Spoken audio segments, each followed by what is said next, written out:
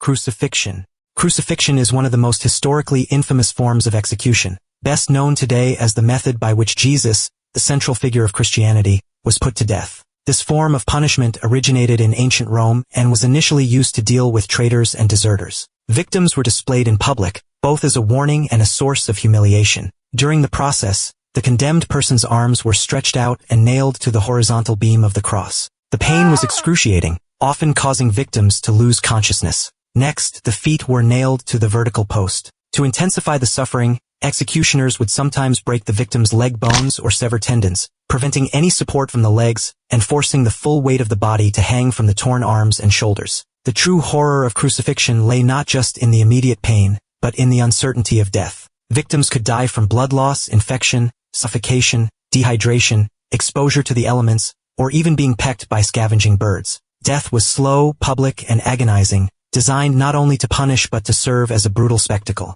Brazen bull. This cruel method of execution was widely used in ancient Greece during the 6th century BC. At the time, there was a brutal tyrant named Phalaris, infamous for punishing his subjects in horrific ways. Some even claimed he ate babies alive. To win his favor, an Athenian named Perillos designed a macabre invention, a life-sized bronze bull. It was hollow on the inside, with an acoustic system connected from the belly to the nostrils. Perillos presented the invention to Phalaris, saying, "If you hate a man, you can lock him inside this bull and light a fire beneath it. As he is roasted alive, his screams will echo through the tubes and emerge from the nostrils, transformed to sound like the roar of a real bull." Phalaris was so intrigued by the device that he ordered Perillos to be thrown inside, to test whether it worked as promised. Thus, the very first victim of the brazen bull was its own inventor. Ironically, Phalaris was later overthrown, and legend has it that he, too, met his end inside the same bronze bull. Iron Maiden. The Iron Maiden originated in medieval Europe and was reportedly used in France and England during the 17th and 18th centuries, particularly as a method of punishing women accused of infidelity, which is why it was sometimes called the Iron Virgin. This torture device was a human-shaped metal cabinet lined with long, sharp nails on the inside. It featured a removable wooden base that could be raised approximately 1 meter above the ground during an execution. The condemned individual would be placed inside the Iron Maiden, and when the door was shut, the nails would pierce the victim's body. At this point, the wooden base would be removed, and due to gravity, the person would begin to slowly sink downward. However, the protruding nails would obstruct the descent, causing the body to be torn apart gradually rather than all at once. The true horror of this punishment lay in its deliberate cruelty. The nails were positioned to avoid vital organs, meaning the victim would not die immediately. Instead, they would endure prolonged agony as their flesh was slowly shredded, inch by inch, until death finally came. The Katharine wheel. The Katharine wheel may sound like a retro amusement ride, but it was actually one of the most brutal methods of execution in medieval Europe. The shape resembled an oversized wooden wheel. Those sentenced to this punishment were tied onto it, with their limbs arranged across the spaces between the spokes. The executioner would then use hammers, clubs, or other blunt instruments to methodically crush the limbs, joints, and bones one by one. The execution was highly sequential, starting with the arms and legs, followed by the sternum and cervical vertebrae. Each blow was intended not to kill instantly but to maximize pain while keeping the victim conscious throughout the process. In some historical accounts, the body would become as pliable as spaghetti, and then the next stage would begin, weaving the broken body around the wheel. Yes, weaving, meaning the tortured person was twisted around the wheel like a limp mollusk, with shattered limbs contorted into unnatural shapes. Once braided into place, the wheel would be erected on a tall pole, exposing the condemned to the elements in a public square, where they would slowly dehydrate, suffer exposure, and die in prolonged agony. At the time, the greatest mercy a judge could grant was to instruct the executioner to deliver a fatal blow to the chest or abdomen early in the process, allowing the victim to die quickly rather than enduring the full extent of the torture. Spanish donkey. The Spanish donkey resembles the wooden horse used in modern-day games, but instead of a cushion, it has a triangular cone on top. The top of the cone is covered in spikes. Before the execution, the prisoner's clothes were removed, and their feet were tied to 2 bundles of stones. The prisoner would then be forced to sit on the wooden cone, with the spikes unforgivingly piercing the genital area. The intestines were often punctured, and the pain was described as far worse than death itself. This death-sitting position caused the victim to instinctively try to jump up, but the weight of the stones tied to their feet would pull them down, driving the spikes further into the body. To hasten the process, the executioner would swing a sledgehammer and strike the prisoner's head, much like hammering nails into a post. This caused the victim's body to slowly split apart. Throughout the entire process, the victim remained fully conscious and could feel their body being torn apart. At this point, the fear of the impending death often surpassed the physical pain. Many victims did not die from the tearing, but from blood loss or sheer terror. Some even died from shock before being torn completely in half. Rat torture.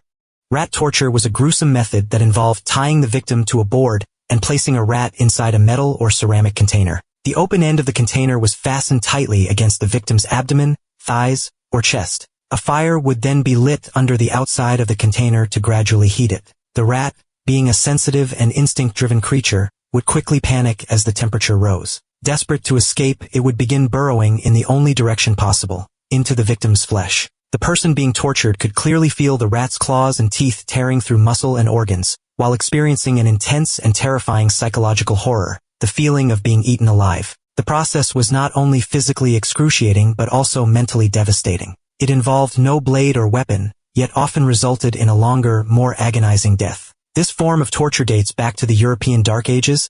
Water torture.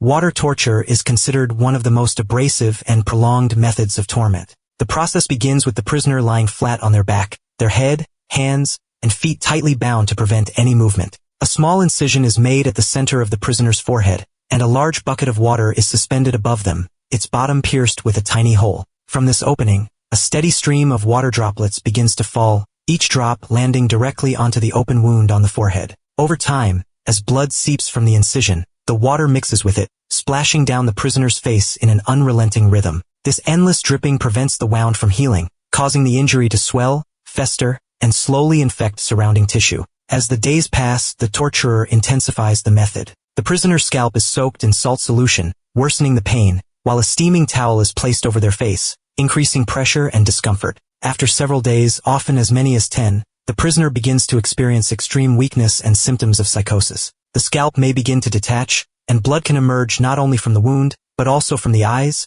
throat, and even the anus, signaling systemic collapse. Bamboo torture.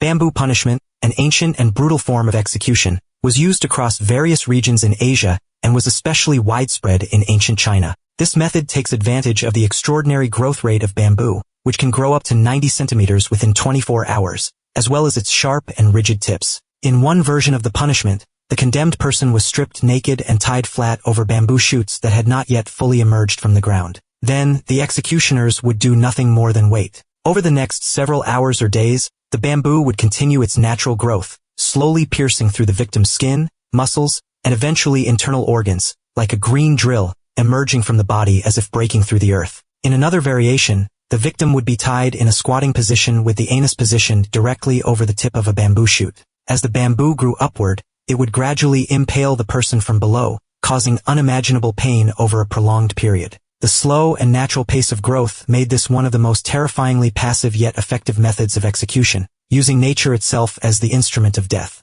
Blood eagle.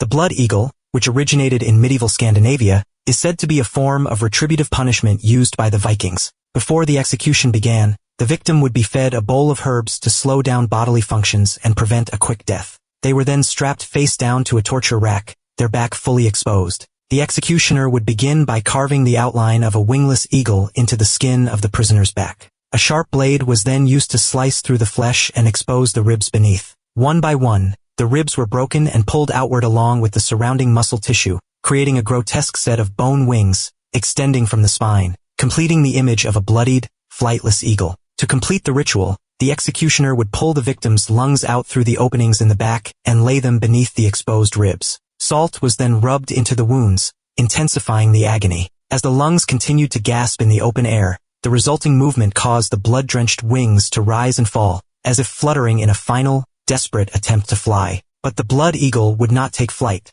Instead, the victim would eventually die from pain, blood loss, or suffocation. Tickle torture. Tickle torture is a form of punishment that originated in medieval Europe, where the victim's hands and feet were tightly restrained, and the soles of their feet were smeared with honey or sugar. Then a goat was brought in. Drawn by the sweetness, the goat would begin to lick the soles of the prisoner's feet. Once the goat finished licking, the torturer would immediately reapply the honey, ensuring that the enticing flavor kept the goat returning to lick again and again. The human foot contains many sensitive nerve endings and acupuncture points, and the goat's rough tongue, with its barbed surface, produced a maddening, drilling itch that the victim could not escape. The person would begin to laugh uncontrollably, unable to resist the sensation. At first, the laughter might seem harmless or even amusing, but soon the body would begin to exhaust itself. Oxygen levels would drop, and the brain would struggle to cope with the prolonged stress. After several days of continuous laughter, the victim could experience full body muscle spasms, oxygen deprivation, and even necrosis of the hypothalamus. Despite this, the laughter wouldn't stop, until eventually, the person died from sheer exhaustion and respiratory failure.